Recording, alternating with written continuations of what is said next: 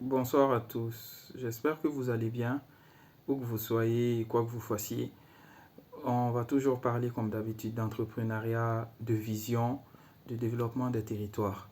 Tout à l'heure au journal, sur CNews, on parlait du lien entre l'immigration ainsi que la réindustrialisation de la France. Et d'après ces études-là, dans les années à venir, il faudra au moins faire immigrer de la part des autorités légitimes et locales, il faudra à l'État français de faire venir du monde entier entre 500 000 et 1 300 000 profils industriels. Donc, formés, peu formés, très formés, mais il faudra les faire venir de manière déclarée, de manière légitime, de manière officielle, entre 500 000 et 1 300 000 de profils. Pour vous dire à quel point l'industrie est importante pour un pays. Et quand on parle d'industrie, la langue française, dans sa subtilité, peut désigner un secteur d'activité, ou elle peut également désigner l'industrie dans le sens de l'industrie lourde, la construction d'outils techniques, technologiques qui permettent de créer des objets, de faciliter la réalisation d'un projet. Et dans cette logique-là, l'industrie reste quelque chose de global. C'est-à-dire qu'il peut s'agir de l'industrie automobile, l'industrie ferroviaire, l'industrie agroalimentaire, l'industrie pastorale, piscicole, c'est-à-dire les poissons, vertes, énergétique, touristique, textile, la mode, la haute couture, tout ça. Cela nous renvoie à une conclusion. Il faut que les Africains se forment. Il faut que les Africains se forment. Je parle déjà de mon cas, le Mali. D'ailleurs, nous saluons M. Fété Bertin qui nous a accordé une interview chez Arcar Concept. Il disait que dans les années 60-70, le Mali était un vivrier de talent. C'était une référence en matière d'éducation. Et je sais qu'il y avait un lycée à Bamako, le lycée technique, qui regroupait les filières économiques, génie civil et d'autres filières techniques. On disait que c'était reconnu dans la sous-région à l'époque. Et d'ailleurs, de ce lycée est sorti de très grandes figures politiques actuelles du Mali en fait. Donc, il faut que nous retournons à l'excellence dans le secteur de l'éducation. Il faut que nous réinvestissons dans ce secteur-là.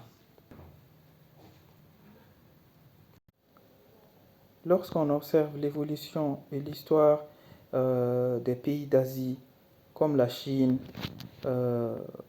Taïwan et tous ces pays qui pèsent lourd aujourd'hui, la Corée du Sud, on se rend compte qu'ils se sont développés à travers l'industrialisation.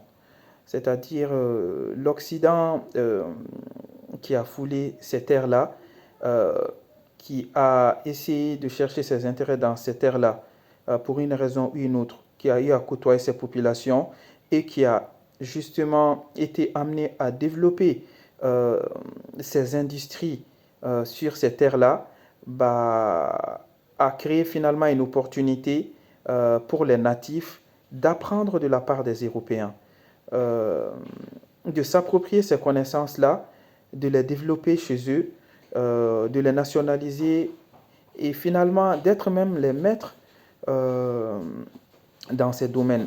Lorsqu'on parle aujourd'hui de Taïwan, c'est eux qui fabriquent les microprocesseurs ainsi que les puces électroniques, tout ça favorable et indispensable plutôt même, pas favorable, indispensable pour les téléphones, les ordinateurs, tout ce qui est numérique aujourd'hui. Euh, tout ça pour vous dire que l'industrie est quelque chose de capital pour le développement d'un pays.